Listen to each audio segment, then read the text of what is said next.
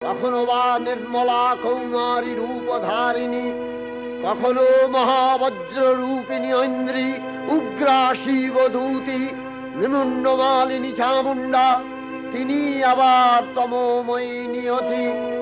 এই সর্বপ্রকাশমানা মহাশক্তি পরমা প্রকৃতির আবির্ভাব হবে সপ্তলোক, তাই আনন্দমগ্ন।